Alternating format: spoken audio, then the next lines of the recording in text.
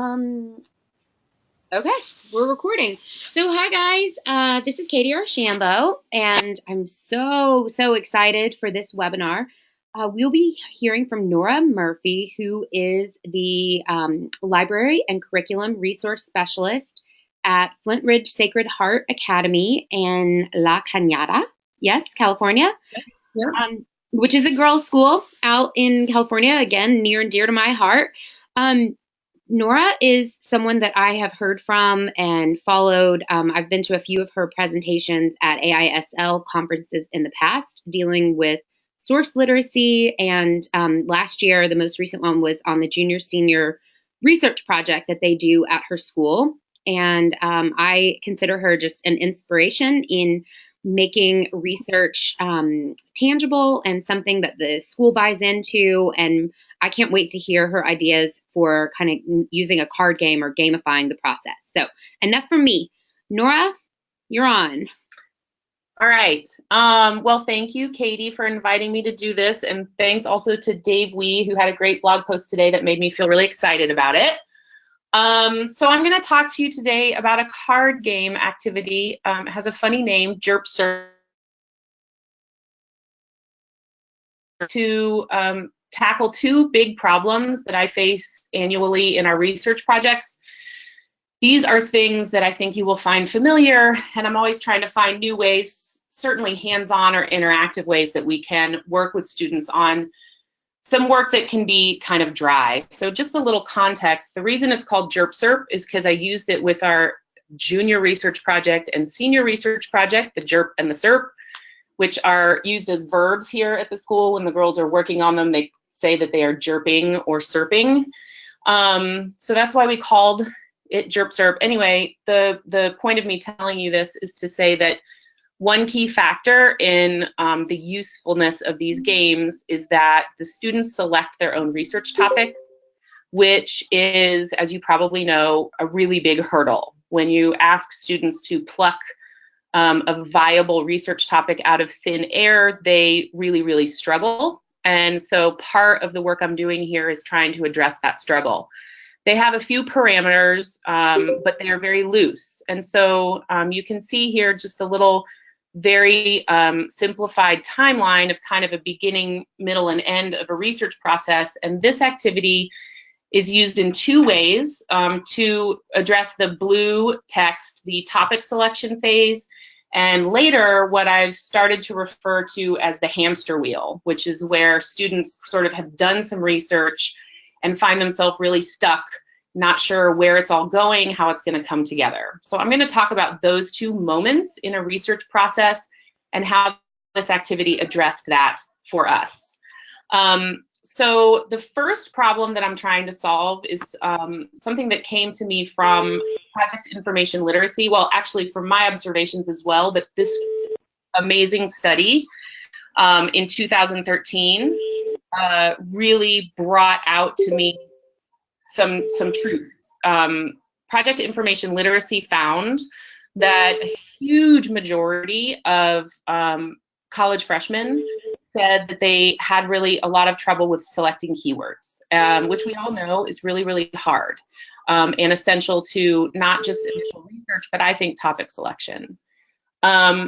Another thing that they said was that almost half of these students had a lot of trouble with synthesis. Once they had found the information and read it and examined it, they didn't know what to do to tie it together. So I thought about these two things and I started thinking about kind of this idea of search terms and synthesis and where we usually place those in how we teach about research. And that we normally teach search terms in the beginning, which is sort of obvious, and synthesis in the end.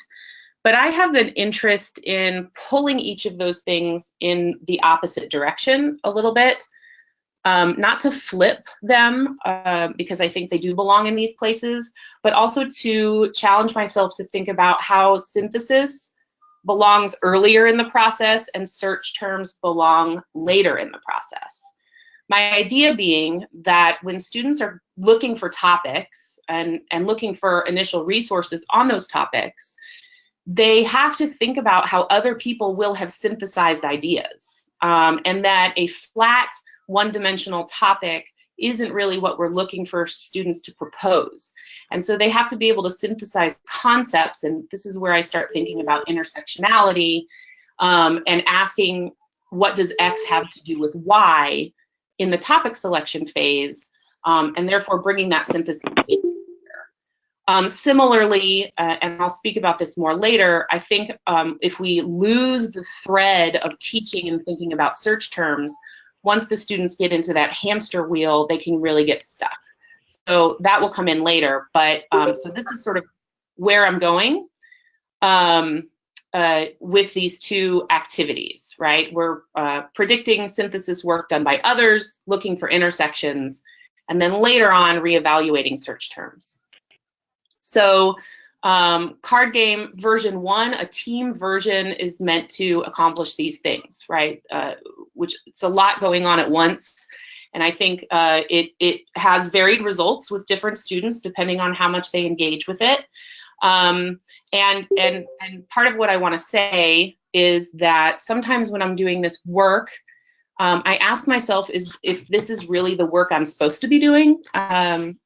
I can often lose track of things and get really, really caught up in what I'm noticing about students and what they're doing. And then I have to check myself and say, oh, is this my priority? Is this an information literacy skill, or am I veering way off course? And so just to bring us back to our professional standards, I have the old ones here because that's sort of what I'm still thinking about. And really these activities, I think, address primarily the concepts of adaptability and resilience in researching, and also the metacognition required to know when you're done, know when you're stuck, and know what to do about that. And in our new framework, there are these domains that apply. The first version of the card game really addresses inquiry and inclusion, and the second version, inclusion and curation. So just to put a framework, a professional framework around it, this is how I'm approaching this. All right, so what is this card game? The card game has 2 decks of cards.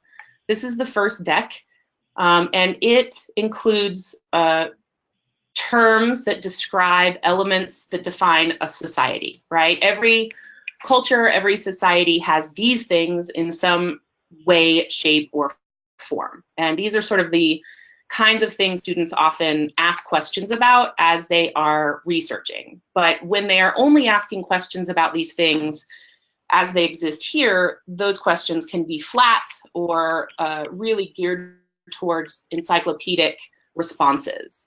And so the second deck of cards is includes descriptions of how one interacts with a society, right? Where is the human experience within that society? And this is, neither of these are exhaustive lists. In fact, the photograph here leaves off a really important one. I don't know what happened, political affiliation. You know, and the language can be modified, certainly, depending on age. But the idea here is to get kids to ask, what do these things have to do with these things, right? If you're interested in studying fashion or art or industry, what do those things have to do with ethnic identity or personal freedom or social mobility? And when we can ask students to connect those things, the hope is that as they select topics for their research, those topic selections will be a little more robust, a little more intersectional, and a little more filled out, so that we can help them get to that point on their own sooner, without quite as much of our help, which they still need, of course. So the first way we use the card game is as a team competitive game.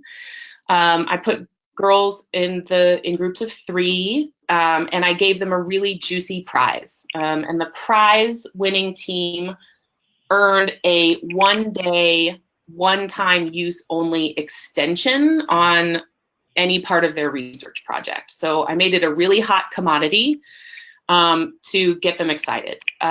Also, I should note that scoring this is totally subjective and not really the point, because, and I'll talk about that in a second.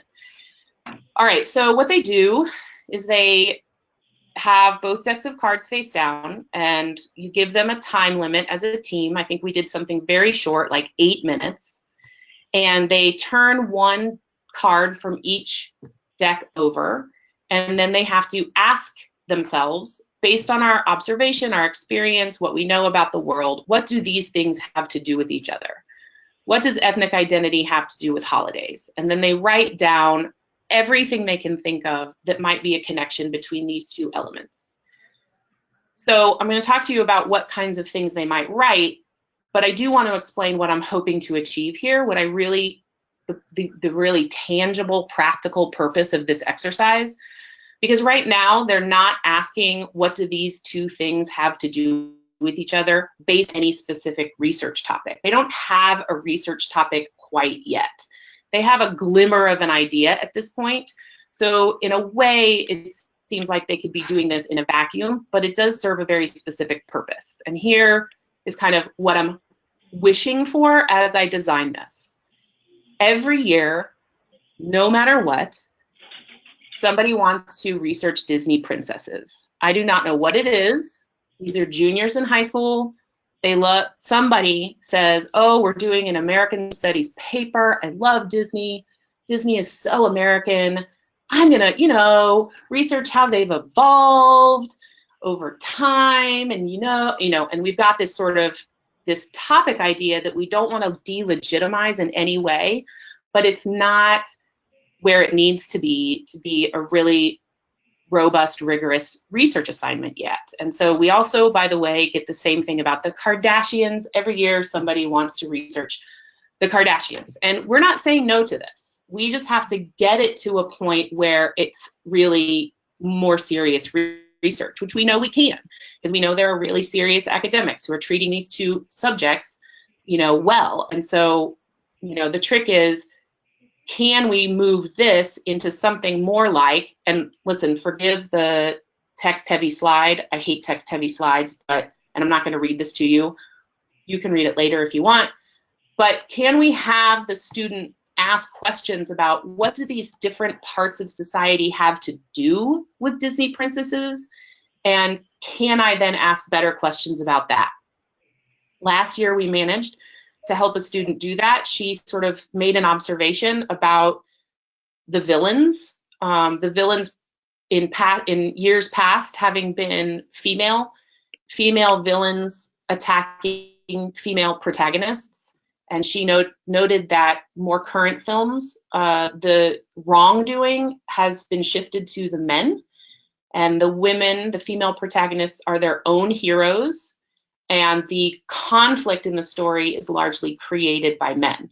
And she wanted to know, is kind of a which came first, the chicken or the egg? Is Disney responding to trends in our social reality about female empowerment for purely commercial reasons, for profiting reasons? Or is it somehow driving these conversations and responding for other reasons? So, she massaged this. She wanted to know, what do economics have to do with their decision making? What does feminism have to do with their storylines, et cetera, et cetera? So it's a better research question. So that's sort of my dream of what happens when they play this game, is when they start to ask, what does X have to do with Y? Then they go back to their topics they're considering, and they can ask those questions of their topics. So what they do is they sort of say, okay, what does ethnic identity have to do with holidays? And some things that students might say are, okay, well, depending on your ethnic identity, you might eat different foods for the same holiday, right? So you might have turkey or tamales for Christmas. There's one, and they write it down, right? And these are very simple. This is really a brain dump in a lot of ways. And then when they've exhausted their ideas for that pair, they simply turn over a new set of cards and they keep going. And they try to figure out, what do these two things have to do with each other? And these can be really hard, and sometimes they don't come up with any, right? What does religious affiliation have to do with public spaces? That could be very challenging even for us. And, they can decide to pass, or they can stretch themselves and see what they can come up with. So they do this for a while. They turn in their scorecards, and then we give them a point, you know, for every legitimate idea they had, and there's a winner, and it's really fun. And what is it doing for them? You know, one thing that came out of this is they had some vocabulary that they may not have had before for conducting searches, specifically if they're really looking at, you know, scholarly material where these terms might be used, right? They may not have used the phrase social mobility when thinking about their topic before, or political affiliation, and now that they have, they can create better searches. One of my favorite things that happened, which was unexpected, is that a lot of bias was uncovered. Not a lot, but some bias was uncovered. We had a group of students whose card combination was social class and manners. And I saw that they had written down that people in lower social classes have poor manners. So I was able to have a teachable moment with those students and challenge them to think about scenarios where that is not true. And it allowed them to reconsider, right? So something that they were bringing to the table. So part of what's cool about this too is it's kind of a potential bubble bursting activity where they are bringing their own point of view to these yellow card elements, right? Their thoughts about public spaces and transportation and all kinds of things, right? And when they begin to match these different white cards with the yellow cards and look for relationships between the two, they suddenly have to say, oh, I didn't even know this relationship existed. Another thing I love about this is the sort of divergent thinking that's required, because they're doing it really quickly, so they don't have time to reflect on whether their answers are great, right? It's sort of in the design thinking, brainstorm, iteration model of just get it all out there and we'll look at it later to see what it means. But there's something really nice about the speed of this activity. So, all right, so what happens then? So then they actually create their research questions, and I just wanted to show you two. This student is studying the construction of certain freeways in Los Angeles. And so, okay, so we go back to the yellow cards, right? The elements that all societies include, right? Transportation, industry, public spaces, government, those are the yellow card items. And she's asking a question about that. But you can see, and this is what I did later, is I went back to their research questions that they produced after playing this game, and I tried to look for evidence that they were including things from both decks, right? So that they were saying, what does X have to do with Y? This is a nice example of someone who did do that successfully, right? She's asking, you know, how has Los Angeles's diversity influenced where freeways were put? So really, she's asking about racial politics, economic mobility, social class, all of those things. And she goes on to, you know, sort of ask about specific neighborhood divisions and what the city government's decision-making process was, who was part of that, who was left out of that. So a lot of inclusion and exclusion questions, taking sort of the flat yellow card topic and making it more intersectional and also just interesting, really, and exciting. Another example of a student who did this, and these little terribly sloppy screenshots of mine are just my screenshots of those card slides where I tried to put together what I thought this student was doing, looking for evidence of her thinking. So this student is looking at Chinese Americans' experience in the United States pre and post World War II, right? So before and after they were allied with the United States against the common enemy of Japan. And she specifically wants to know about their civic engagement and their housing opportunities and how those changed after. So again, she's looking at some basic yellow card things, schools, families. I don't have housing. That's a great tip for me. I should have thought about housing. And then how do those things relate to racial politics, economic mobility, professional life? So I was really pleased later to go through these questions and think to myself, did they do this, right? Did they really ask questions that are layered? Did they ask questions that include concepts about these relationships between both decks? Finding that they did was quite gratifying, and I think their questions were better because of it. So that's sort of phase one. The next problem that I'm trying to solve that is that this card game was used for in a different form is something that you probably all think about a lot, this wonderful information search process. I'm constantly thinking about the emotional reality of my students during research, and I'm focusing here on the confusion, frustration, and doubt. So what I think of as the hamster wheel.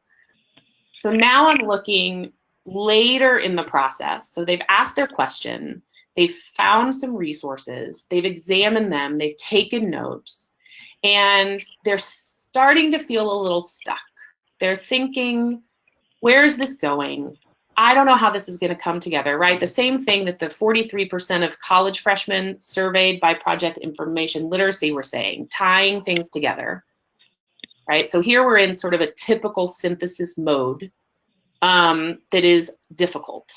And they're also not finding any new ideas from their information searches because, and this is where search terms, I think, get pulled back into the game, because they're searching for the same things. I mean, it's like confirmation bias in source searching. They've got all this material that tells them X, Y, and Z, and when they go look for more material, they're using the language from the existing material, and so they're in a hamster wheel. So I decided that we really needed to take a look at, you know, each girl, each student needed to take a look at, well, where am I? And do I need to go somewhere else? And where is that? And how do I know? So then I decided we were going to do a solitaire version of the card game. So in this case, each girl gets her own deck and has the cards on each side.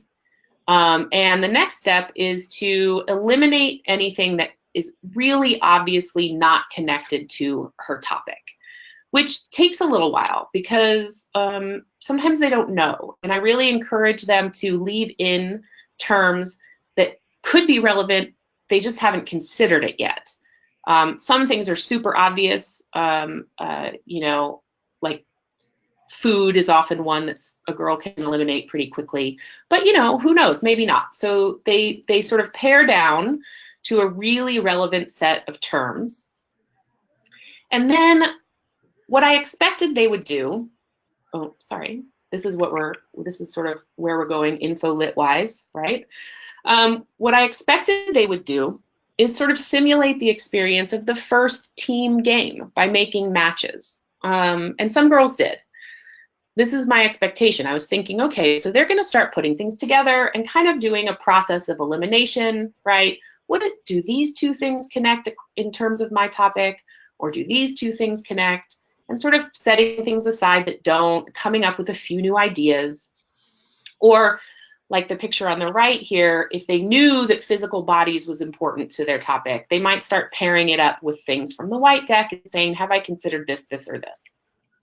So that was what I thought they would do, and many of them did, but most of them actually did something totally different than I expected, and each student was really individual. So I want to take you through 3 examples of ways that students tackled this.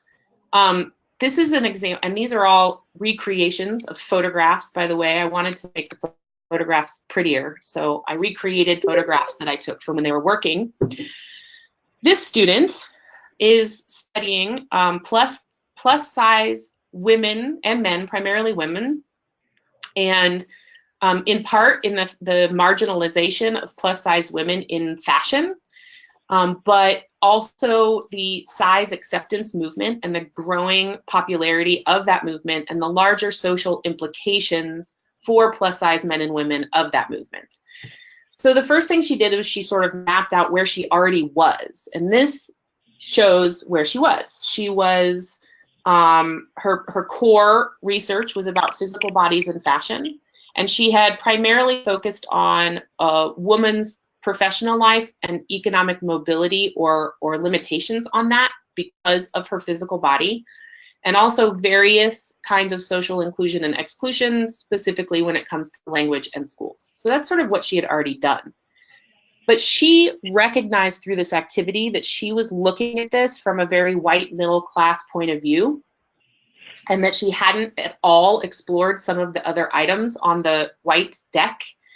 So what she did is she then created this little thinking web where she identified a couple different directions. And I want to just say this activity is not meant to derail their research or somehow make them feel that they haven't that they've gone all wrong or they have to start over, right? It's really supposed to support and enhance finding a complete set of data and information that will help them look at their topic thoroughly. So she here realized, well, I haven't really considered ethnicity in terms of physical bodies. So I haven't really considered whether that's a factor in the social inclusion or exclusion questions or the professional life questions that I've asked.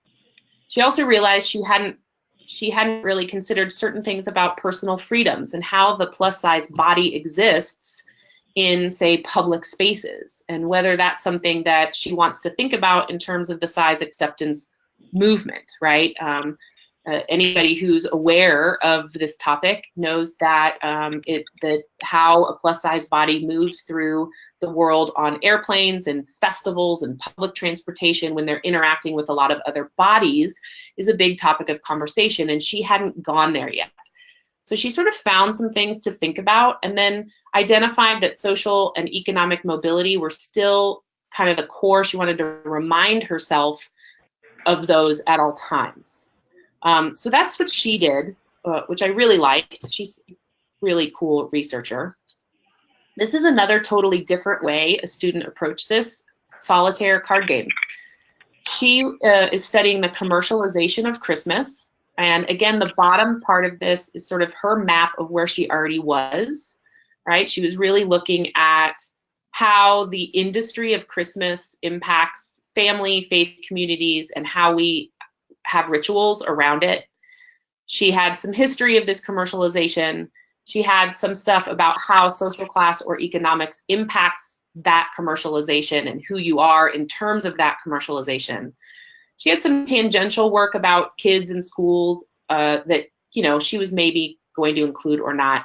But what she didn't have was this idea of shared values or a shared value system, which she was looking at this point in her hamster wheel. How am I connecting all of these factors? What is the thing that I'm going to say about all of this? I can say a lot, except I don't know where my argument is or what I need to ask about what I found. And so what she ended up finding is the umbrella for her work is asking what do all of these things tell us about a shared value system, if at all, right? Because it's an American Studies project, she's supposed to be looking for anything this can tell us about the American experience. So is she going to be able to draw conclusions about how this reality of a commercialized Christmas, you know, indicates something about America's shared, particularly economic values? So she kind of found her overarching idea from this game. The last example I want to show you is this one. Again, a totally different result, not like anybody else's. This student is studying tattoos and cultural appropriation. So in the bottom section, she sort of mapped out her initial research, which she started with World War II soldiers, particularly those who very famously were tattooed in Hawaii before shipping off. And they had kind of the mermaid, naked lady, clipper ship bicep tattoo, you know, the mom with the heart and the arrow and all of that. And so she had started there, but then she was moving into how people select the tattoos they get. And so this top part is really where she's going around and around trying to figure out who are the people selecting tattoos that might be considered culturally appropriated. How do we determine what that is? Is there a pattern among those who typically have, you know, cultural tattoos that are adopted or appropriated from other cultures that aren't their own? Are the heavily tattooed experiencing the world differently, and is their sort of system of decision making about tattoos different? And again, she's not there. She's not at the end of her process, but by doing this, she kind of figured out that she has a lot to consider. So anyway, super like wildly varied results from these 3 examples. All right, so what happens after they do this? After they did this, my hope was that they would get out of their hamster wheel. And they had a short period. They're in a short period now that is for adding new source material, kind of pursuing these paths, seeing if it bursts the bubble that they were in or breaks them out of their confirmation bias that they were in, or whatever it does. And they're about to start this argument formulation moment, right? So this is the typical synthesis period of time, where in January, they're going to be working on a thesis statement. And then after that, they'll produce either a paper or a project. So the purpose of that was to bring these search terms back into the process late before they start argument formulation so that they could check for the completeness of their research. So again, what does this have to do with InfoLit? It's just real, it encompasses a lot, I think, that we're trying to do. And as you all know, we're trying to do so many. I think their research questions were better because of this, better than in previous years. I think their topics are much more intersectional. There's a lot more consideration of race, gender, class, you know, in economics, just sort of built into what they're curious about. I think it was a great catalyst, a moment of real doubt and confusion for students. And they were able to see what they didn't have yet and very clearly draw a path to finding out what they needed to find out next. And yeah, so that's sort of what it accomplished for us. And again, you know, this is a total work in progress. This is the first time I've done this. I never even intended to do the solitaire version. It just happened because I could see this need in the students and I realized this tool could work. They really liked the hands-on part of it. They liked coming in to say, and I said, we're going to play a version of Jerp Serp, and they were like, yay, great. They liked being competitive. It was a much better activity than if I was just sort of telling them to do these things. And I do think, this is my last thought for you, I do think this could work with younger students. This was 11th and 12th grade, but I see no reason why these kinds of conversations and connections can't happen in younger grades. I certainly intend to make a modified version for our 9th graders, but I think even in lower grades, you could do it. If you think about it being a matter of using language that the students can understand and making sort of the yellow deck, white deck items be things that they recognize in their own life experiences, right? So instead of social inclusion or social exclusion, you know, in a lower school kind of setting, being included and being left out, they understand what that is, and they could probably come up with some ways that that shows up in different parts of their lives. So, you know, I'd love to hear from anybody who tries something like this at a lower grade, especially because I'd love to ramp kids up to thinking in this way, this what does X have to do with Y kind of way earlier. Yeah, and so that's it. And, you know, I'm gonna ask you to all to forgive me. I didn't actually give you MLA 8 citations. I gave you links because I just didn't have time.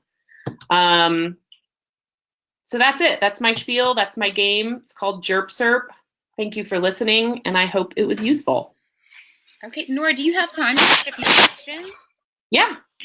Okay, I'm going to kick it off because I asked everyone in the chat. I don't know if they have it, if everyone has it open, but I said if you guys have questions, because GoToMeeting, I don't really know how to like raise hand, so I thought maybe you just type your questions there.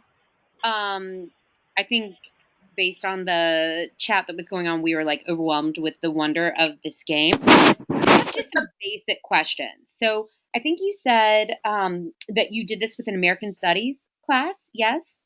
Yeah, so the two project, the juniors do research on American Studies topics because they study American Lit and American history in that year. Mm-hmm. The seniors, I also did it with seniors, and they have really open-ended research topics. They basically, we have these broad themes. I have them on a slide up here. And as long as they can even loosely tie their questions to these themes, they can ask anything they want about any community they want in the senior year.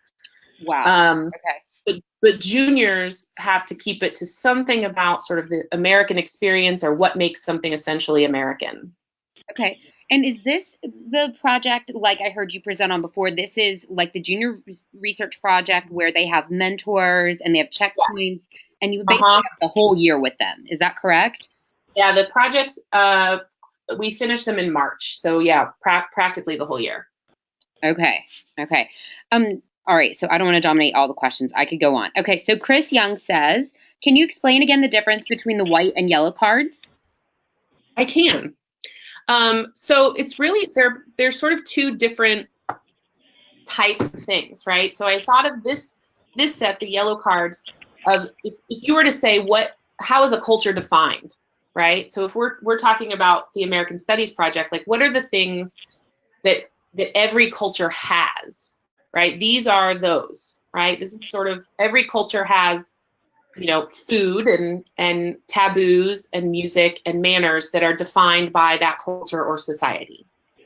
Whereas the white deck of cards is really about the human interaction with those things, right? Who are we as humans within that society?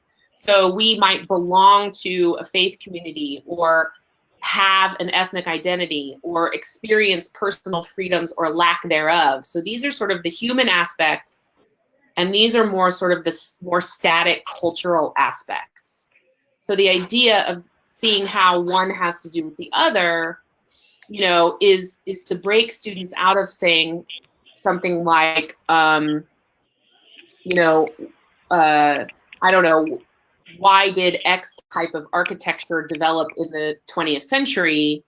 And instead saying, you know, how did the development of X type of architecture in the 20th century isolate, you know, Y ethnic group from mainstream, you know, services, right? So in that case, they're sort of combining the two. They're not asking a sort of flat question about these. They're asking it in terms of how does it work with the way people exist in a society, if that makes sense. Well, yep. And I'm assuming you have to kind of coach them through this a lot. Yeah, so we do and we don't. You'd be kind of surprised at how well they do with some of this. I mean, it is sort of a brain stretch, which is kind of why I like it, and which is why I like doing this sort of team competitive version in the beginning, because, and where I tell them that they're just going to dump every thought that they have, and I give them some examples. It is interesting. The one thing they actually all asked about was shared value system, which in an all-girls Catholic school where we have a very well-articulated shared value system, I was a little surprised they needed so much help with that.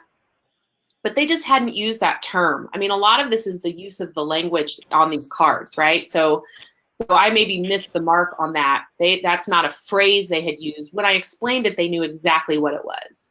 A few girls needed some help differentiating between gender identity and gender roles, or ethnic identity and ethnic heritage. So it would really be, in terms of the language, sort of how you would tailor it to your audience. And yeah, we did sort of a round together. We did kind of a, you know, on the whiteboard, we put together some matches of cards and I let them brainstorm as a class, so they kind of got the gist of what I wanted them to do. Okay. Okay, Dave, we asked you, did the girls doing more STEM type topics find it more challenging? Um, yeah, yes and no. Even the girls doing our STEM topics are asking about those topics in terms of some of these things on the white cards. Now, there are groups of students in our school. There's a small group who do specific lab research, and they didn't actually do this. They have kind of their own system for getting started on their research, but that's only 8 girls out of the whole senior class. A lot of our STEM topics are related to um, gender roles, certainly. That's a big one. Or economics and economic mobility. A lot of our student STEM topics have to do with inclusion or exclusion, and it may not be social. They may find another kind of inclusion or exclusion. And when we played the solitaire version of the game, students were able to identify that, which was kind of cool. When we played solitaire version, when they were into their research, our girls who were doing more sort of environmental studies topics, they were able to kind of substitute some terms and really kind of they didn't really make their own cards, which they could have, but they were able to see how there were parallels with these, but that theirs maybe veered off. Maybe the inclusion wasn't social. Maybe it was. I'm not sure. I don't have a great example. But it's interesting that even STEM topics really, when they get into it, they're really talking about a lot of these things in the white deck, and they're really talking about shared values, for example. A lot of the environmental studies topics are really asking about what are we doing here, and what does this tell us about ourselves that we're not doing what makes sense. So, Okay. Okay, here's another good question, and I second this. Berkeley Prep. They said, "Do you have any suggestions for modifying this for, say, a ninth grade world history class?" um, well, I would say first thing is the probably the terms on the white deck would maybe need to be modified, right? I mean, it really depends on where your ninth graders are coming from, and what the purpose of the world history assignment would be. I would think that some of the things on the white deck would still totally apply. Social class, economic mobility, social mobility, gender roles, etc. Regional geographic identity, certainly. I don't know how much professional life would factor into a world history project. I would say that it would really be based on what are the goals of the project. So if, say, on the yellow card, your world history class isn't asking students to consider costuming or fashion, then obviously you would substitute that with something that was really important to that course, right? So some things I don't have on the left that a world history class might really want are, I don't have military, right? I have government, but that's really general. So you could be more specific in terms of sort of monarchs, or you could have revolutions. You could have all kinds of terms that are more relevant to the content of that class. And then I would say for ninth grade, yeah, it's really about a language question about the white deck. Do they know do they know about social inclusion or exclusion? And do you want to make that a different kind of thing? Decision making, right? Decision making, or power, or leadership roles, or things that they might be studying in world history that makes more sense to them. Okay, so that would kind of be a conversation with the instructor. Yeah, I think so. I think so. And sort of, because these projects that our students are doing are largely cultural studies projects, this set of terms makes sense. But I mean, you could really modify this for any kind of assignment as long as you were using terms that make sense for that work, I think. Okay. Jane asked, "Did students' topics become too broad if they keep adding cards in the hamster stage?" No, not usually, because even they don't necessarily pursue them all.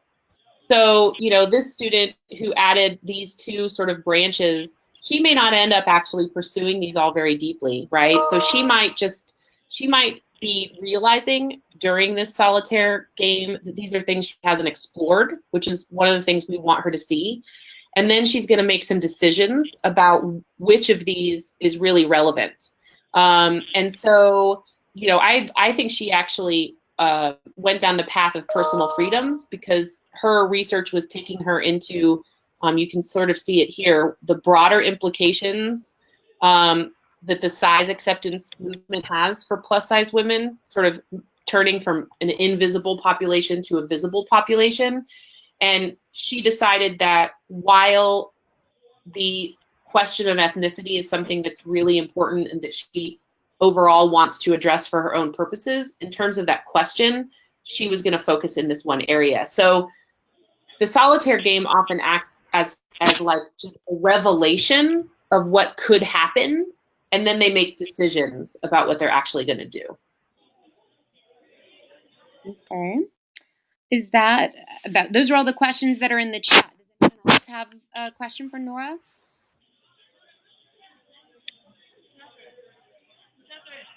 Okay. They said, you may have said this already, but how many lessons do you get for this unit, and how many lessons did you teach? Well, so each of these card games is one lesson, but I'm a sort of chief instructor on these projects. So these projects go from September to March. So I'm teaching these students every, I don't know, 3 weeks for the duration of that. So I have a lot of time with them, which is, of course, a limitation for most. I'm very lucky in these two projects to have so much time. The good thing about this game, though, is both of these lessons are really short. I mean, the entire team version took 30 minutes or less, right? I explained it, did an example. They had 8 minutes to play it as a team. We scored them, and we moved on. So that was fewer than 30 minutes if time is an issue. The solitaire game was longer because I gave them a lot. I mean, we probably spent 40 minutes on it. I gave them a lot of time to really sort through. They were talking to people at their tables and looking at the way other people were organizing it, and it was a lengthier thought process. So that's sort of how long these took, but they are in a series of, I don't know, maybe I see these kids 8 times over the course of the 8-month project. Okay. Kate asked, do you have a template for the cards that you might share with us? Yeah, I'd be happy to. I do. Mm-hmm. Okay, thank you. And unless anyone else has any other questions, I will just send a huge thank you. I'm so inspired. I'm gonna, Well, thank you. spoiler alert for my history department, I'm sharing this webinar with them once I get it onto YouTube, and to anyone else at the school that will watch it, because I think this is an incredible idea for spreading the examination of research skills throughout the curriculum. And here it just falls mostly on the research, on the history classes. Mm-hmm. Yeah. Dave's giving you a standing ovation. That's nice. Thank you so much. Thank you. You did a great job. Thanks. All right. Thank you, everyone who attended. If you have questions, direct them to Nora. Her contact is at the beginning of the presentation. And thank you so much for attending the webinar. Thanks, Nora. Thank you. Okay, bye. Bye.